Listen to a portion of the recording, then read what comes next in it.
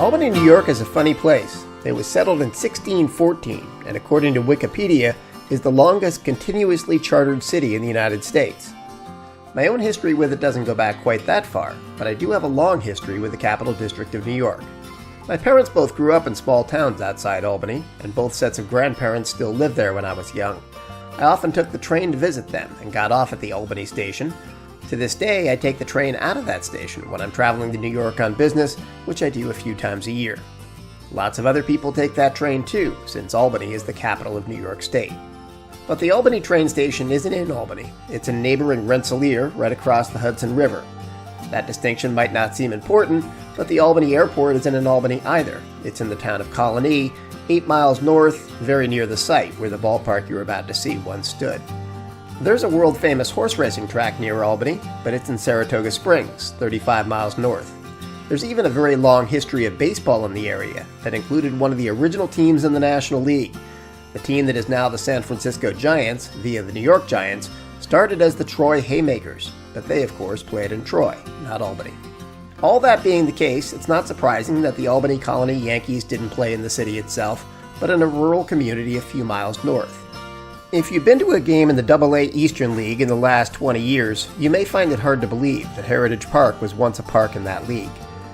The Eastern League has expanded from 8 to 12 teams since we did our trip in 1991, but only 2 of those, Reading and Harrisburg, marked in green on this map, played where they played then.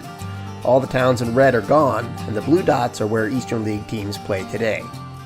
The smallest park in the league today, in Erie, has a capacity of 6,000, which is only 500 more than the 5,500 that Albany listed in 1991.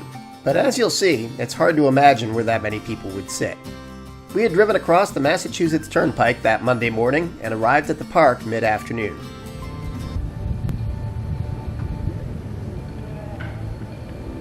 This is Heritage Park in Albany, actually in Colonie, New York, the home of the Albany-Colonie Yankees.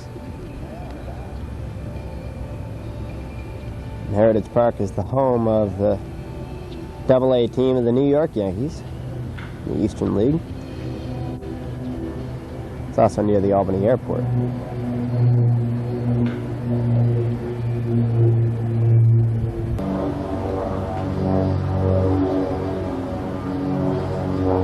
Tonight's game stop number 100 between the Albany-Colonie Yankees and the Harrisburg Senators.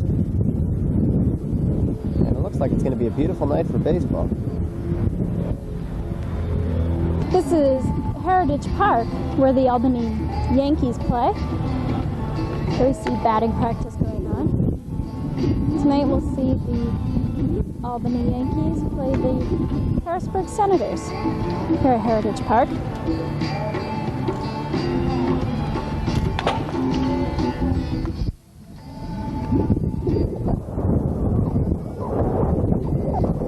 Very windy today, but other than that, it's a great day. It's actually one of the first days that the sun has been shining on us.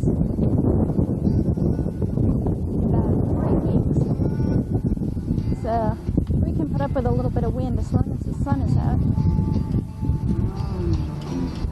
There were a few people who recognized us at that game, and while I sat near the field and chatted with them, Sue went off with a camera and discovered the most unique aspect of that ballpark. What can be seen behind the park, that's Heritage Park in Albany, New York, is the first Shaker settlement in the United States. These buildings are museums and the original buildings from the settlement. Here we see an orchard. And all this is just off the right-hand side foul line. Here's an old Shaker cemetery behind the first base side bleachers.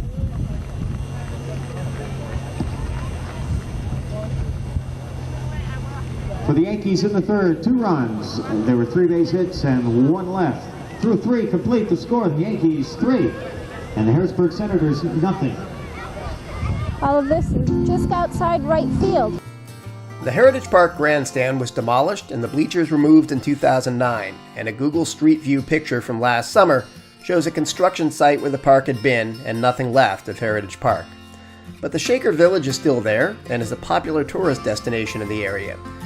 There's a nice entry on the tourist site Atlas Obscura, linked on today's post on the low mileage tour site.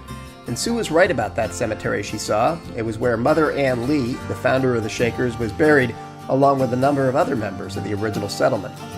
Sue's tour of the rest of the stadium reveals a comfortable ballpark, but one that looked more like the New York Penn League parks of today than a Double-A baseball stadium. The best seats in Heritage Park here appear to be those that you bring yourself. Great view of the game, and a comfortable place to see it in. It's a great place to watch the game from. Grassy little hill located to the side of left field. You sure can't beat the price. These people just kind of walk down the hill from the road up here.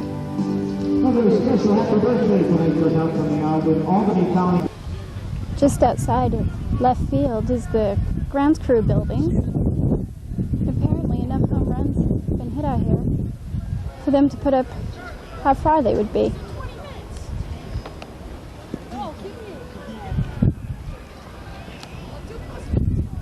The small grandstand here at Heritage Park. Leading off for the Yankees, the first baseman, number 23, J.T. Snow. Seat more in their bleachers.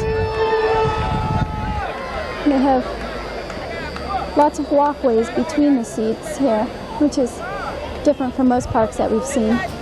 The Albany Yankees spanked visiting Harrisburg 8-0 that night, and they were riding a 7-game winning streak going into the Eastern League All-Star break.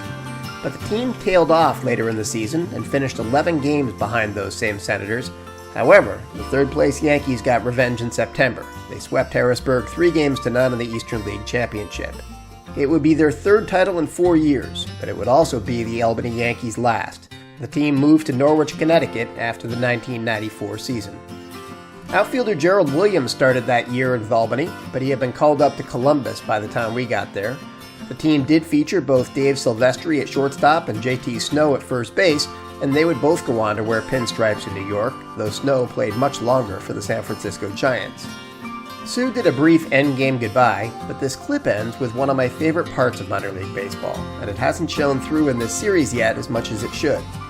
At the end of the clip, there's a glimpse of one of the players, or coaches, talking to some fans that had come to see them and had been chatting with them for several minutes as the stadium cleared out that night. This happened every evening in minor league ballparks, and it's reason 817 why I love the minors. There is nowhere else that I know of in the world of professional sports where the connection between the people we would someday watch on TV and regular fans was so meaningful on a daily basis. Well, that's it for Game 100 in Albany, New York. See you next week.